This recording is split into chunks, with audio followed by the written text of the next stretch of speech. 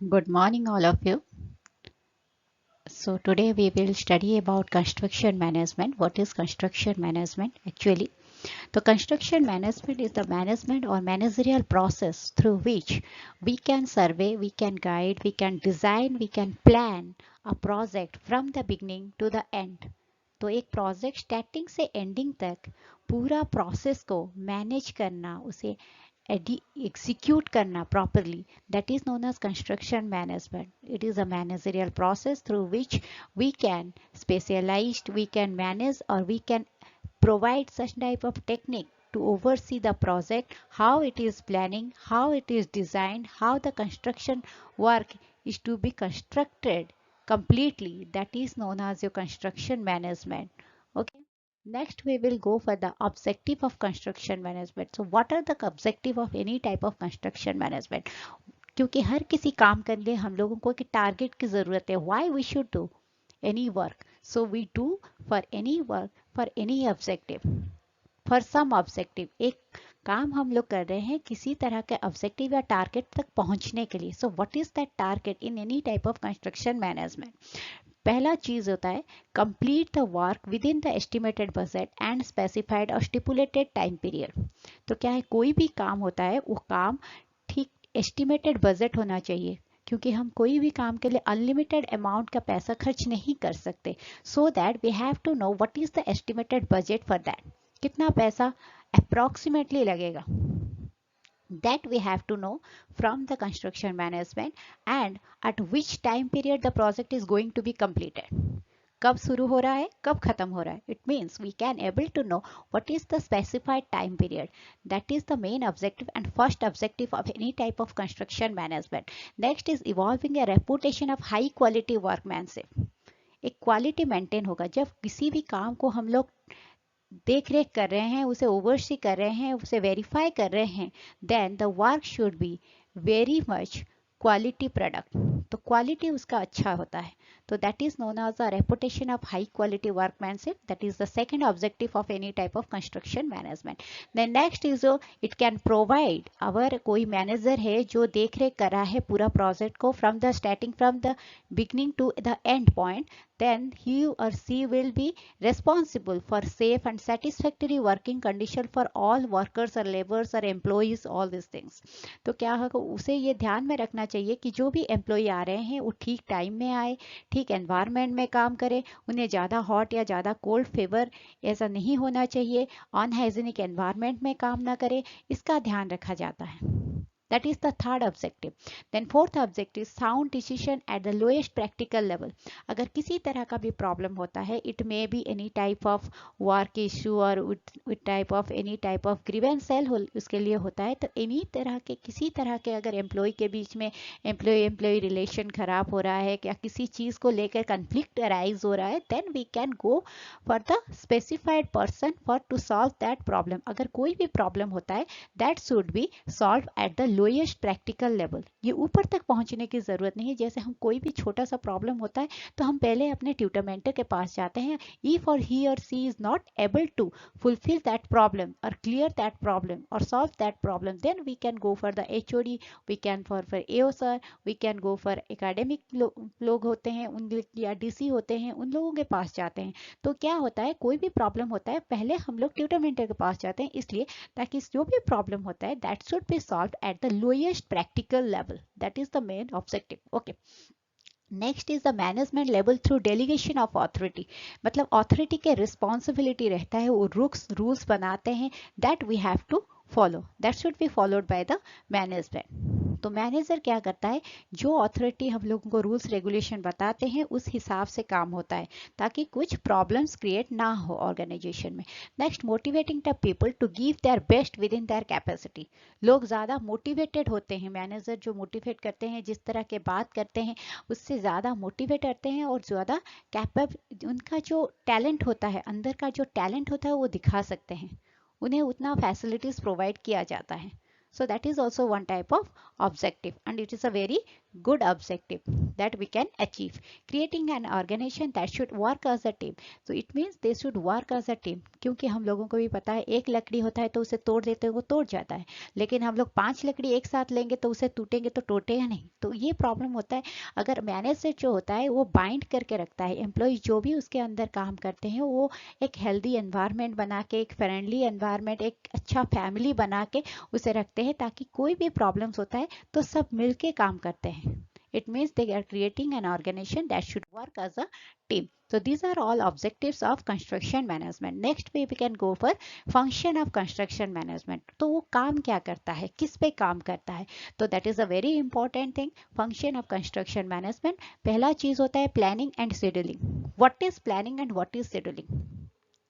मतलब तुम पिकनिक जाते हो, कॉलेज से निकल के जाते हो, कहीं दूर जाना है, नंदनकानन जाना है में भी, तो क्या करते हो, फर्स्ट तुम लोगों को प्लानिंग करना पड़ता है. कितने बजे निकलना है, किस व्हीकल में निकलना है, कितने लोगों को निकल के जाना है, रास्ते में क्या खाना है, कहाँ कहाँ घूमना है, कितने से कितने बजे तक घूमना है, फिर कब वापस आना है. So these are all included in your planning.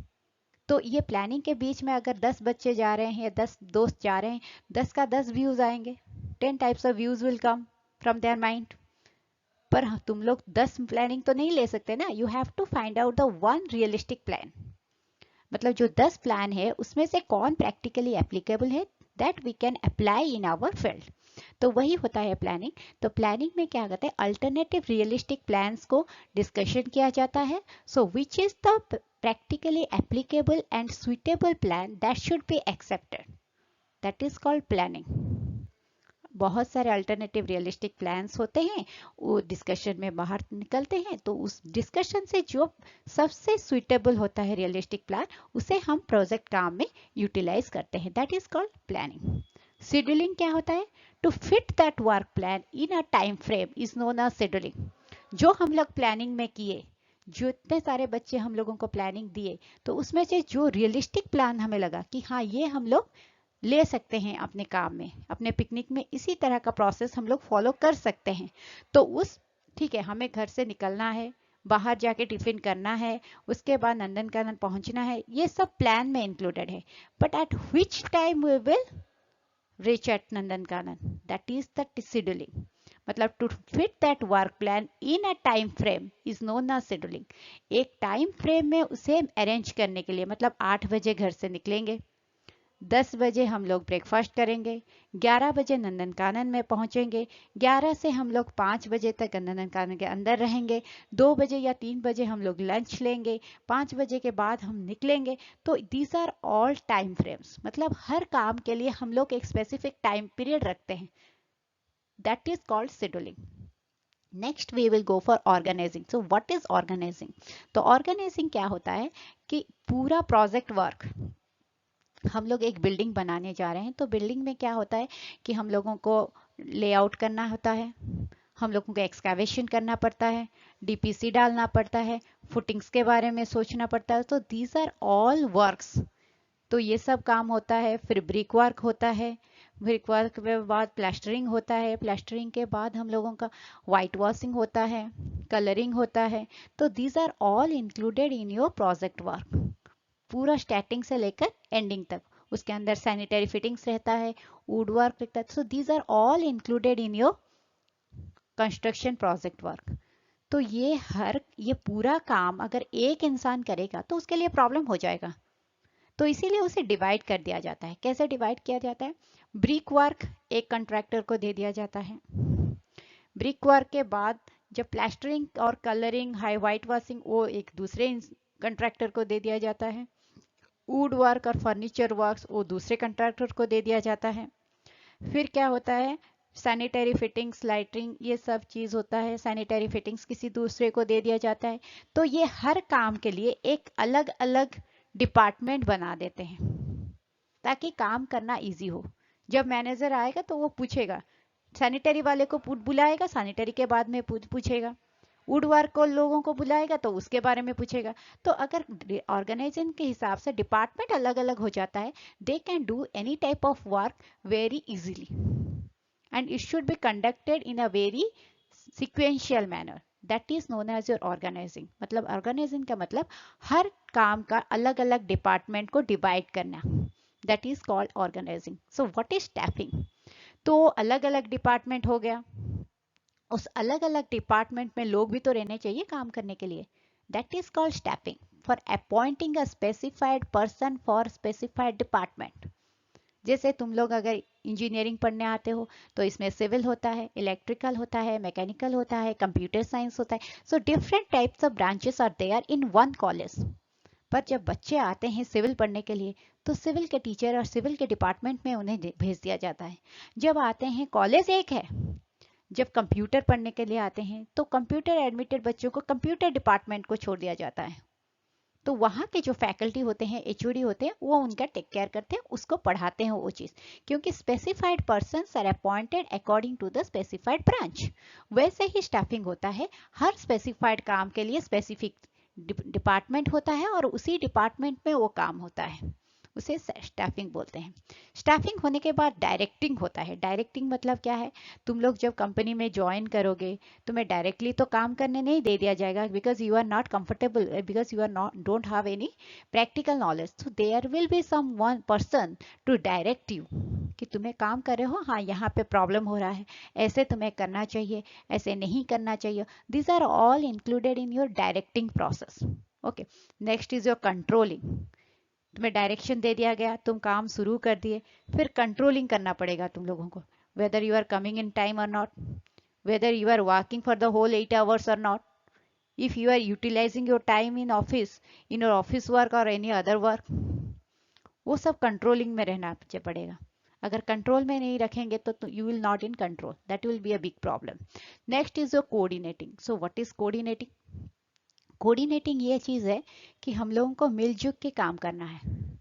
ठीक है, एक कंस्ट्रक्शन वर्क हो रहा है, डिपार्टमेंट हो गया, वहाँ पे ब्रिक वर्क भी हो रहा है, वहाँ पे पेंटिंग भी हो रहा है, वहाँ पे वुड वर्क भी हो रहा है, सारे काम हो रहे हैं।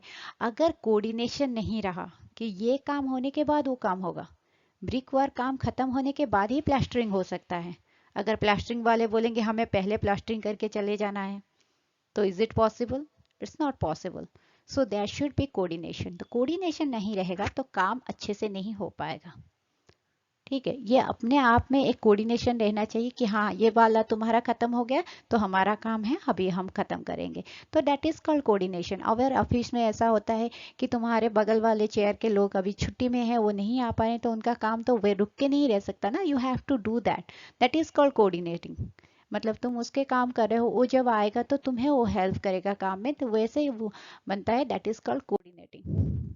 Next, resources of construction industry. So what are the resources we need for any type of construction industry execution? मतलब प्रोजेक्ट वर्क कंस्ट्रक्शन या इंडस्ट्री एरिया में काम करने के लिए क्या क्या रिसोर्स चाहिए? पहला चीज material. What are the materials we used? हम लोग बाइंडिंग मटेरियल्स यूज करते हैं, हम लोग फाइन एग्रीगेट यूज करते हैं, that is sand, and we can also use the coarse aggregate, chips हम लोग जो बोलते हैं उसे कोर्स एग्रीगेट बोलते हैं। बहुत सारे वेराइटी और साइज के होते हैं, वो आगे जाके हम लोग पढ़ेंगे। तो these are all included in your materials. कोई भी इक्विपमेंट्स हो सकता है, ट्रैवल हो सकता है, all the equipments, and you will all test in all this test you can also conduct in your C lab. So ये सारे materials we have to provide in construction industry if any type of construction is going on or any type of project work is going on. Next is a manpower. Manpower दो तरह के होते हैं, it may be skilled और unskilled labor. Skilled labor जैसे तुम लोग diploma engineer हो, कंप्लीट करने के बाद you can also go for manpower. You are also a manpower but you are skilled labor. On skilled labor जो लेबर लोग काम करते हैं, they are unskilled, they are not technically graduate. Okay, so ये दो तरह के लोग यूज होते हैं। इसके साथ हम लोग इंजीनियर्स लेते हैं और आर्किटेक्ट्स भी लेते हैं, बड़े बड़े प्रोजेक्ट के लिए बहुत बड़े बड़े इंजीनियर्स काम करते हैं, इलेक्ट्रिकल इंजीनियर्स भी काम करते हैं। तो these are all involve in man power. Next is machinery. Machinery बड़े बड़े इक्विपमेंट्स जो होते हैं, मिक्सचर मशीन हो सकता है, बुलडोजर हो सकता है, रोलर हो सकता है, ये सारे चीज these are all included in your masonry parts. Next is your fund. Fund is the main part of any type of construction of industry or any type of construction, because owner जो होता है ना वो ही funding करता है, और funding के हिसाब से भी कोई चीज को, प्रोजेक्ट को हम लोग आगे ले सकते हैं. कंस्ट्रक्शन इंडस्ट्री का जो है ना फंड सबसे इंपॉर्टेंट चीज है. फंड मतलब कितना पैसा है, उसमें कितना प्रोजेक्ट लाया जा सकता है, कितना फंडिंग है, कितना खर्चा हो रहा है, उस पर डिपेंड करता है. और वो सारा चीज के ऊपर ही ये पूरा काम डिपेंड करता है. ठीक है, तो that is called fund. Next is space. Space किस चीज के लिए जरूरत है? स्पेस, अगर कोई भी कंस्ट्रक्शन काम हम लोग कर रहे हैं तो क्या होता है, कंस्ट्रक्शन काम के बीच में हम लोग तो उसके लिए मटेरियल्स चाहिए, उसके लिए इक्विपमेंट्स चाहिए, उसके लिए मशीनरीज चाहिए, तो उसे हम लाके स्टोर करके रखना पड़ेगा साइड में. सो उसके लिए स्पेस चाहिए. हम लोग फाइन एग्रीगेट हो सकता है, ब्रिक्स हो सकता है, बाइंडिंग मटेरियल हो सकता है, कोर्स एग्रीगेट हो सकता है, जो इक्विपमेंट छोटे छोटे ट्रावल्स, नाइफ्स, स्पैटुला, ये सारे चीज जो यूज होते हैं, वो चीज को रखने के लिए साइड में आउट हाउस बनाना पड़ता है, स्पेस बनाना पड़ता है. वहां पे वो स्टील रॉड्स हो सकते हैं, वहां पे वो सब चीज रखना पड़ता है. तो these are all included in your resources of construction industry. Next is your construction team. So what is a construction team? जो हम लोग कंस्ट्रक्शन कर रहे हैं तो एक टीम होता है. तो टीम में 3 तरह के लोग रहते हैं. It is a very important thing. And team में 3 चीज होते हैं. एक चीज ओनर होता है, दूसरा इंजीनियर एंड आर्किटेक्ट होते हैं, third one is a contractor होता है. तो ओनर क्या होता है? He is the prime objective of any type of construction team और कंस्ट्रक्शन वर्क. तो उसमें क्या होता है, ओनर हमारा प्राइम ऑब्जेक्टिव इसीलिए होता है क्योंकि फंडिंग का अरेंजमेंट वो ही करता है, उसके हिसाब से कंस्ट्रक्शन होता है. Any type of construction is going on according to owners choice. और वो किसी टाइम पे भी, किसी मोमेंट में भी अपना डिसीजन चेंज कर सकता है, अपना स्पेसिफिकेशन दे सकता है. एवरीबडी और everyone can give him advice, but he or she is the main person who can take any type of decision at any point of time, and he or she can change also their decision.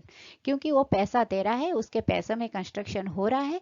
Engineer architect जो लोग हैं वो पैसा लेके उससे काम कर रहे हैं. ठीक है, इंजीनियर और आर्किटेक्ट के अंदर क्या क्या आते हैं? बहुत तरह के इंजीनियर्स आते हैं. जैसे कि हमारे मैकेनिकल इंजीनियर्स आते हैं. मैकेनिकल इंजीनियर्स जो होता है एसी वगैरह फिटिंग्स के लिए वो लोग का ज़रूरत होता है. आर्किटेक्ट जो होते हैं वो डिज़ाइन देते हैं. सिविल इंजीनियर अपना डिज़ाइन देते हैं, कितना बीम लोड लेगा, कितना कलम लोड लेगा, वॉल लोड बियरिंग वॉल है या नॉन लोड बियरिंग वॉल है, उसके सब वो सब सिविल इंजीनियर्स देते हैं. तुम्हारा इलेक्ट्रिकल इंजीनियर्स का भी काम रहता है, जैसे लाइटिंग फिटिंग्स वगैरह उसका काम रहता है, और वुड वर्क का भी काम रहता है. तो सारे overall all this peoples are involve in engineer and architects person. ठीक है, next is your contractor. Contractor क्या है? वो क्या होता है कि काम को लेगा ओनर से, ओनर को एक डिजाइन ड्राइंग दिखाएगा, कि ड्राइंग और डिजाइन तो सिविल इंजीनियर लोग ही दे देंगे, आर्किटेक्ट लोग भी दे देंगे. उसे वो कॉन्ट्रैक्टर देखेगा, वो अपना एस्टिमेट बोलेगा कि इतना पैसा खर्च होगा पूरा project from starting to the ending, तो इतना पैसा खर्चा होगा. तो ओनर विल डिसाइड. तो वो 2-4 कंट्रैक्टर से बात करेगा whether they are suitable for him और नॉट. वो 2-4 कंट्रैक्टर से बात करने के बाद अपना डिसीजन खुद लेगा कि whether it is possible for me और नॉट, ये मुझे चॉइसेबल है या नहीं है, क्या इतना मैं फंडिंग करूंगा या नहीं करूंगा. वो अपना प्रोजेक्ट का प्लानिंग दिखाएगा कंट्रैक्टर कि ये काम मैं करके दूंगा, इतना पैसा मैं लूंगा. ओनर को अगर चॉइस आता है then he will sign the contract with him.